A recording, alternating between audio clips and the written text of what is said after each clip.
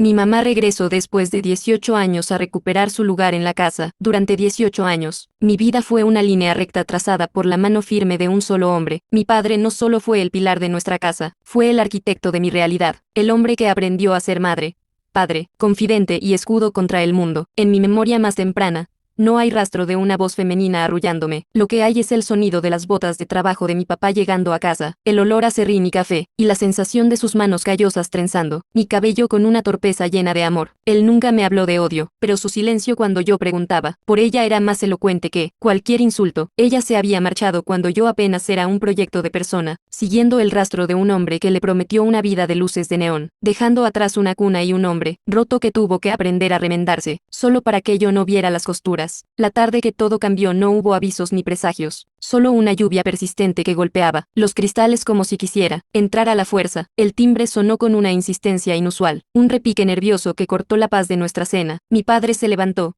limpiándose las manos en el delantal, el mismo que usaba para cocinarme mis platos favoritos, y abrió la puerta. El aire de la sala se congeló de golpe. Frente a él, empapada y con una maleta que parecía contener más fracasos que ropa, estaba ella, Elena, mi madre, pero no era la mujer radiante y egoísta de las pocas fotos que mi tía conservaba a escondidas. Era una mujer marchita, con la mirada de quien ha descubierto, demasiado tarde, que el oro que perseguía no era más que arena pintada. Roberto, por favor, no tengo a dónde ir, susurró, con una voz quebrada que me produjo un escalofrío de náuseas. Mi padre se quedó petrificado en el umbral, durante un minuto eterno. El único sonido fue el de la lluvia. Yo me puse de pie en el fondo del pasillo, observando cómo la mujer que me dio la vida me miraba de arriba a abajo, buscando en mis ojos un reconocimiento que yo no estaba dispuesta a darle. El hombre por el que nos abandonó la había desechado como un juguete viejo, cuando la juventud se le escapó de las manos, y las deudas empezaron a asfixiarlo. Ahora, sin dinero y sin el orgullo que una vez la hizo sentirse superior a nosotros, regresaba al único refugio que no había logrado olvidar, el hogar que ella misma había incendiado antes de marcharse. La convivencia en los días siguientes fue un descenso lento, hacia una atmósfera asfixiante. Mi padre,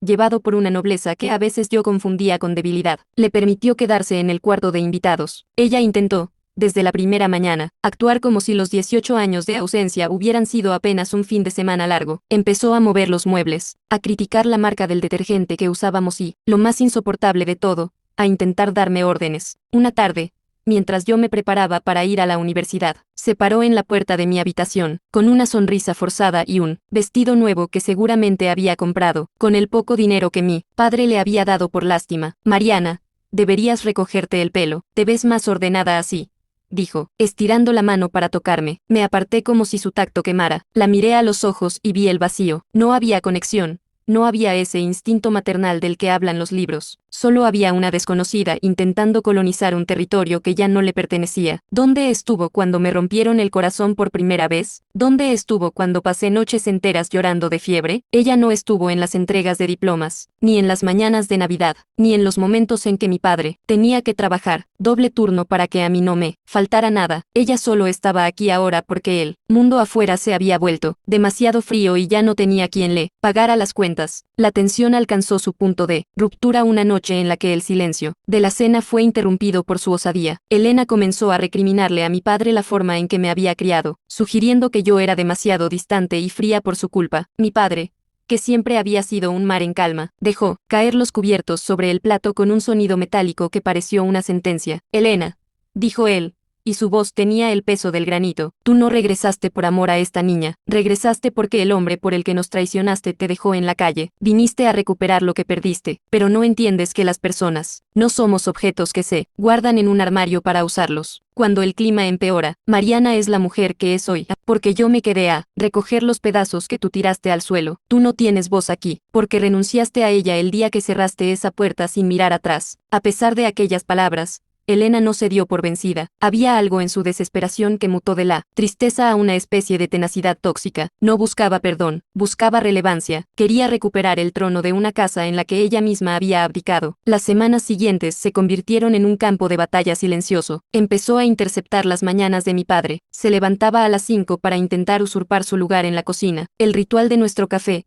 ese momento sagrado donde papá y yo planeábamos el día entre el olor a grano recién molido, fue interrumpido por el estruendo de ollas y un perfume floral, barato que intentaba asfixiar el aroma, acerrín que siempre había definido nuestro hogar. Roberto, deja eso, yo prepararé el desayuno. Un hombre con tu espalda no debería estar agachándose tanto, decía ella con una voz melosa que escondía una garra. Mi padre se quedaba allí, con el filtro del café en la mano, mirándola no con odio, sino con una fatiga infinita. Elena, el orden de esta casa no es un error que debas corregir, respondía él, es nuestra paz, no la ensucies con favores que no te pedimos. Pero ella no escuchaba, el conflicto escaló la tarde en que encontré mi habitación revuelta, había quitado mis libros de arte y mis herramientas para colocar un jarrón de porcelana vieja y unas cortinas que ella consideraba femeninas, en la pared, donde antes colgaba una foto de mi padre y yo construyendo mi primer escritorio. Ahora había un espejo de marco dorado que reflejaba un vacío absoluto. ¿Qué hiciste?, le pregunté, sintiendo que la sangre me hervía. Solo le di un toque de hogar. Mariana, una chica de tu edad necesita belleza, no solo madera. Mi hogar estaba en esa foto que quitaste. Le respondí, tú ves madera, yo veo el esfuerzo de un hombre que se sangró las manos para que yo tuviera donde estudiar mientras tú te dabas una vida de lujos. No vuelvas a tocar mis cosas. La verdadera explosión ocurrió una noche de tormenta. Elena, en un arrebato de audacia, intentó entrar en la habitación de mi padre mientras él trabajaba. Ella estaba llorando, pero era un llanto de rabia. Me tratas como a una empleada. Roberto, fui tu esposa, tengo derechos sobre esta historia, gritaba. Tuviste el derecho de elegir, y elegiste irte. La voz de mi padre vibró en las paredes. No eres una empleada, eres una invitada por lástima. Ese lugar lo ocupó el vacío que dejaste, y yo aprendí a amar ese vacío porque me permitió criar a mi hija sin que tus caprichos estorbaran. Elena salió de la habitación y me encontró en el pasillo. Me miró con un odio que por fin era honesto. Eres igual a él, escupió, seca, dura, sin una gota de sentimiento. Te crió como a un mueble más, me crió como a una roca. Elena, le dije, para que cuando llegaran personas como tú, que solo buscan refugio cuando el invierno aprieta, no pudieran desmoronarme. Ella estalló en un llanto amargo, intentando apelar a mi perdón recordándome que me había llevado en su vientre, pero la miré con la misma firmeza que mi padre me había enseñado. Le dije que podía quedarse hasta que encontrara un lugar propio, pero que nunca volvería a ser mi madre. El título de familia se gana con la presencia, no con la biología, y ella era, a todos los efectos, una extraña con mi mismo ADN. Finalmente, Elena entendió que su regreso no era un nuevo comienzo, sino el cierre de una herida que yo necesitaba cicatrizar. Meses después, se mudó a un pequeño departamento. Mi padre y yo volvimos a nuestra rutina, a nuestro café de las mañanas y a nuestra paz de dos. A veces la visito, y tomamos un café cargado de palabras no dichas. He aprendido a verla como un ser humano fallido, pero ya no como una autoridad. Mi historia no terminó con una familia perfecta, sino con la certeza de que mi hogar siempre estuvo completo con mi padre, y que la lealtad de quien se queda vale infinitamente más que el arrepentimiento de quien huye y regresa solo cuando el mundo se vuelve frío. Poco después de que Elena se mudara al departamento, el destino decidió poner a prueba la solidez de la roca que mi padre había esculpido. Una mañana, mientras el taller de carpintería bullía con el sonido de la sierra, el corazón de mi padre, ese motor incansable que me había servido de escudo por casi 2 décadas, flaqueó. El diagnóstico fue un infarto agudo que lo dejó semanas en una cama de hospital, rodeado de cables y pitidos monótonos. Fue en ese pasillo estéril donde el drama alcanzó su punto más crudo. Elena apareció apenas se enteró, pero no traía consuelo, traía el caos de su propia culpa. Intentó tomar el control de las decisiones médicas, gritándole a las enfermeras y exigiendo derechos legales que el tiempo y su abandono habían caducado. Fue la primera vez que la sexta derrumbarse de verdad, no por tristeza, sino por el miedo atroz de que, si mi padre moría, ella se quedaría definitivamente, sin el único testigo de la mujer que alguna vez intentó ser. Mariana, soy su esposa ante la ley, tengo que decidir yo, gritó en medio de la sala de espera, atrayendo las miradas de todos. Me puse de pie, ya no era la niña que se escondía tras el delantal de su papá. Me acerqué a ella y, sin levantar la voz, le entregué una carpeta que llevaba conmigo. Aquí está el poder legal que mi padre firmó hace 3 años. Elena,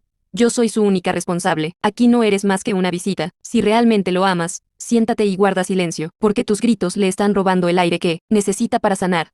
Ella se hundió en la silla de plástico, pequeña y derrotada, dándose cuenta de que sus hilos ya no movían a nadie. Durante la recuperación de mi padre en casa, le permití visitarlo, pero bajo mis reglas. Fue un proceso lento, en el que ella tuvo que aprender a mirar, desde afuera como yo cuidaba, de él con la misma precisión y ternura, con la que él me cuidó a mí.